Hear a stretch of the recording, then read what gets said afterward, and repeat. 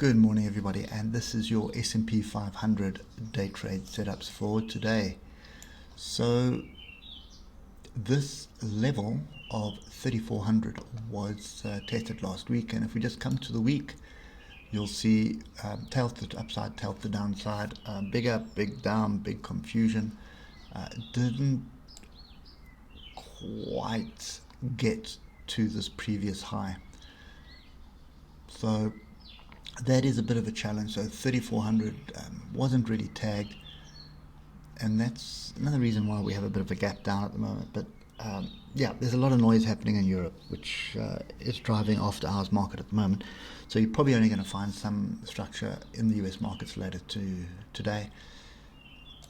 It is messy on the weekly. There's not really any structure to it, but when we look at it on the daily, we do have a bit of a flag break. So Friday was a break above the flag. You can see there. Okay, and now we've gapped down, sort of hovering around, testing that breakout right over there, which is 34.31. Okay, so nothing really to add to this at the moment. I'm still pretty bullish at the moment until the structure changes.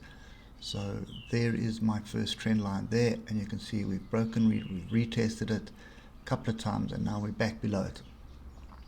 Okay, so look at all the different bits of structure that we've got here. So we've got one where we're hovering at the moment, which is this breakout here, and then look at all this chaos that we've got here. Right, so let's just think about what's happening today. We've got, well, not today, but this week. So this week we have some major results coming through. So we've got most of the FANG stocks coming out. So that's Alphabet, Google, Facebook, etc., Apple. So that's the first thing. We then got some pretty big companies outside of the FANG stocks, which are also got their results this week. So there's a whole host of different stocks coming through this week. Then this is the last week before the election, so you're going to have political Twitter flying around. Probably, you're going to have like a tweet a minute type thing coming through from these politicians. So there's just going to be total chaos. And then we've got all the noise around coronavirus as well. So it's going to be extremely volatile. It's going to be extremely difficult. And you're probably going to be advised to get down to the very small time frames, so like 5-minute time frames.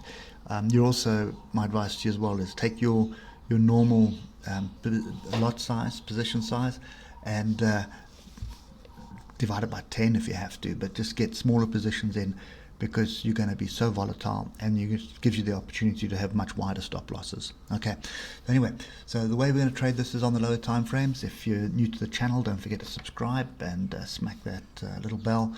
That way you'll know when the new videos come out, and we do this every single day of the week, except on the weeks where I decide to take a bit of a holiday and just recharge the brain.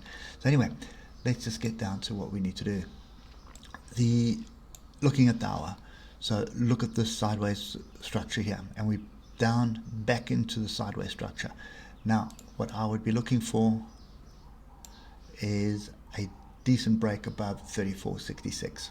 Now, one thing to bear in mind, every Monday morning we've gapped up or gapped down the last couple of weeks, and very rarely has that gap not closed the same week. More often than not, it closes in the same week. So that's the first bit of noise that you have. So that gap is going to be an absolute magnet when the market's open. Okay, we are in this area of some sort of support here, and I'm still going to treat this trend line as broken and retested, and this is just another retest. So it's 1, 2, 3. This is the fourth retest of the trend line. So once we get above 34.66 and we come back and we hold that, that's going to give a confidence for this thing to move the upside.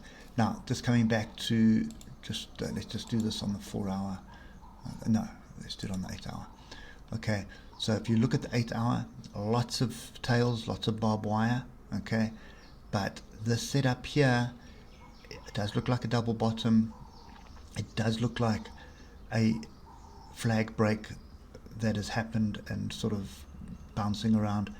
this is just brewing. It's brewing for something big, and that big for me is to the upside. So I'm still favoring a new all-time high, if not this week, sometime next week or the week after. Okay, so that's kind of where we are. Back down to the hour, you can see we are range bound on the hour. Let's just move this across so we can get the structure better. We are range bound at the moment, so what we want to be doing is buying off the bottom. Look at these tails here. This area here is a good area to be buying. So between 34.41 and 34.31, so 10-point range here, that is the area for me that we need to buy. The ultimate low is going to be 3400, and that will be defended. Okay, so if we do drop down that far, I would be buying there as well. Okay, so the way to do this is going to be on the 15-minute chart.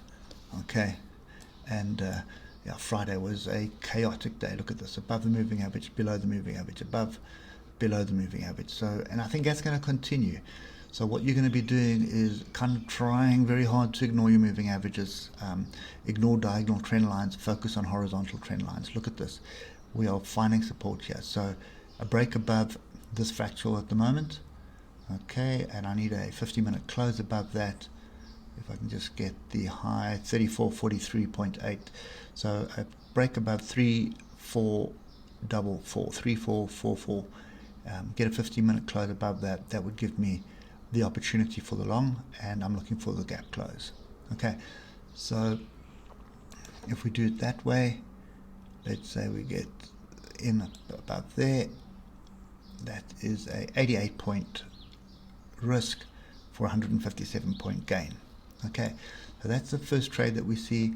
If we do start the week off with some really good results and the market start, and stimulus noise, because we still haven't got confirmation on that, then I would expect if we get some positive noise on the stimulus packages, then gap should close and we should get above this level.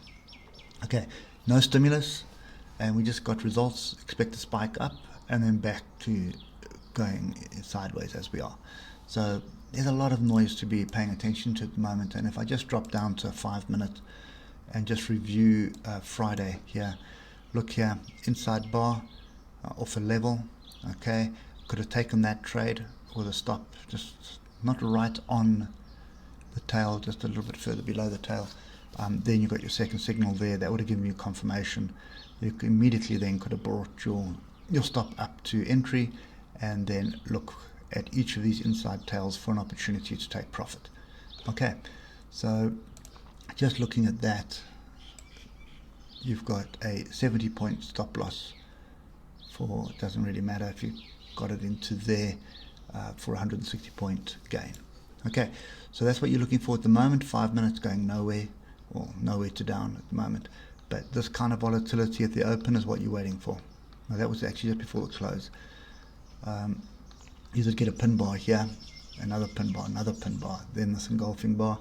There was another bit of structure there which allowed you to get in. Okay, so that's kind of my view at the moment. Monday morning, so just wait for the European markets to open. European markets are in daylight savings now, so they're an hour later. So just wait for that market to open, and then you're going to find your opportunities to get in. But 15-minute, 5-minute, the 6-minute, the 10-minute, those are the charts that you want to be looking at on your levels. Draw your levels in on the hour, or the 3-hour, okay, or 4-hour, it doesn't really matter.